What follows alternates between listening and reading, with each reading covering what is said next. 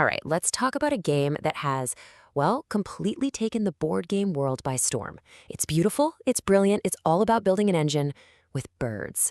We're diving in to Wingspan. And you know what? That pretty much sums it up. Seriously, since this game came out, it's been flying off the shelves, literally selling out faster than they could print it, and it's scooped up a ton of awards. The hype is absolutely real. So let's figure out why. So, here's what we're going to cover. We'll start with why it's considered a modern classic, then get into your starting aviary. After that, we'll dive into building your bird engine, figure out the whole point salad score thing, and wrap up with the big question: is Wingspan for you? Okay, Section 1, a modern classic. So, what's all the fuss about?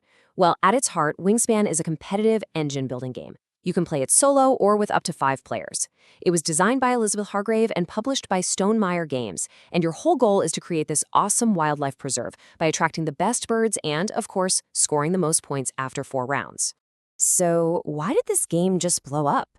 I mean, it's really a perfect storm. First, the theme is so fresh and welcoming. You're not building some gritty factory, you're creating a beautiful home for birds. The production quality is just, wow, it's stunning. And the gameplay? It hits that perfect sweet spot. It's easy enough to learn the basics, but with 170 unique bird cards, it's got this incredible depth that makes you feel so satisfied as your little engine grows. The replayability is just off the charts. All right, let's get into how this thing actually plays. Section 2, your starting aviary. This is all about your first and maybe most crucial decision. Remember, the goal is to get the most points by filling up your player board, your own personal wildlife preserve with amazing birds. But it all starts with one big choice. So here's how it works right at the beginning. You get dealt 5 bird cards and 2 of these secret bonus cards. First, you look at those bonus cards and pick one to keep. That's going to be your secret goal for the end of the game. Now for the tricky part. You look at your 5 birds and decide how many to keep.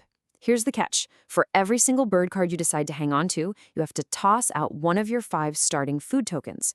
Right away, you have this great little dilemma. Do you start with more birds in hand or more food to play them with? And this is a fantastic piece of advice, especially when you're just starting out. It's usually a much better idea to keep those cheaper birds that you can get onto your board right away. You want to get that engine started as soon as possible.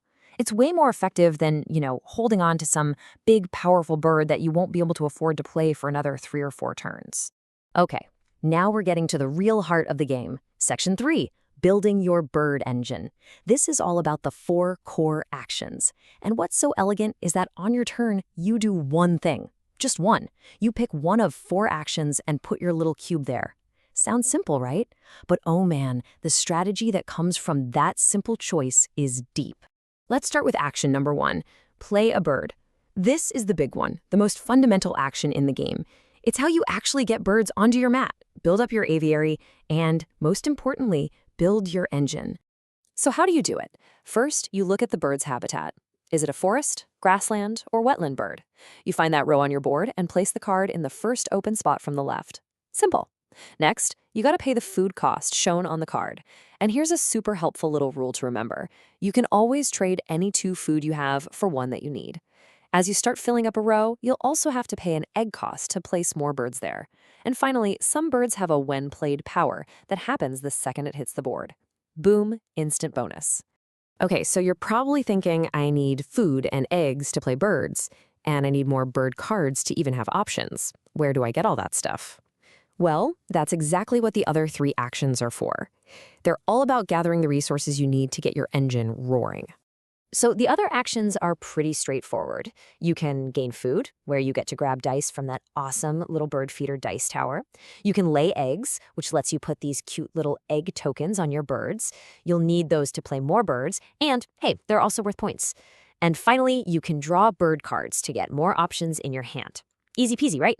But the real magic, the real strategy, is how these simple actions start to interact with the birds you already have on your board.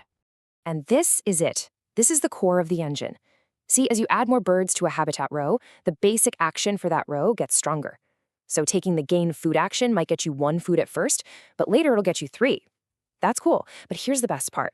After you take the main action, you then activate the special powers of every single bird in that row, moving from right to left. It creates this amazing, satisfying chain reaction, this crescendo of combos where one simple action can suddenly get you food and tuck a card and lay an egg. It feels incredible. So, you've spent the whole game building this amazing, beautiful bird engine.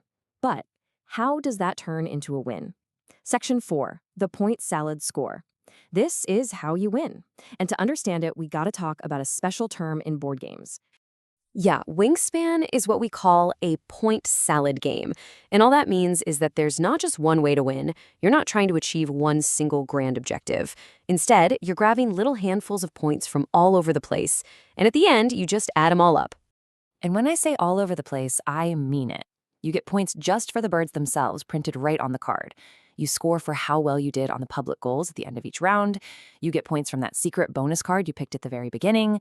And then you get 1 point for every single egg on your board, 1 point for every food you've cached, 1 point for every card you've tucked under another bird. Literally everything you've built contributes to your final score.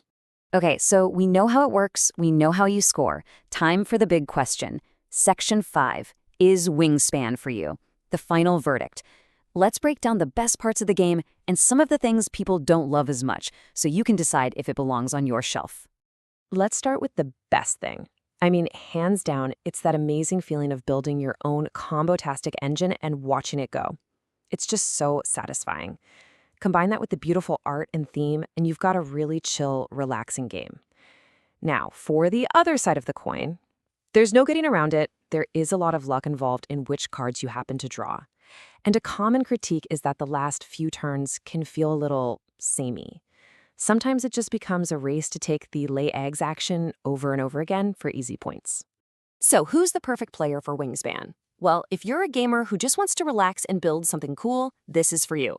If you already love engine building games, you absolutely have to check this out. And it's amazing for anyone who hates mean take-that games, because there's very little negative interaction. But it's important to know that while it looks super inviting, it might be a bit much for a complete beginner. The amount of text on the cards and all the different options can feel a little overwhelming if it's your first modern board game. So in the end, Wingspan really just gives you this beautiful canvas and all the pieces you need to build a thriving ecosystem. And the real question isn't just, did you win? It's about how you played. When you sit down with it, what kind of player are you going to be? Are you going to try to build that elegant, intricate masterpiece where every bird works in perfect harmony? Or are you going to build a brute force machine designed for one thing and one thing only, churning out points? It's really up to you.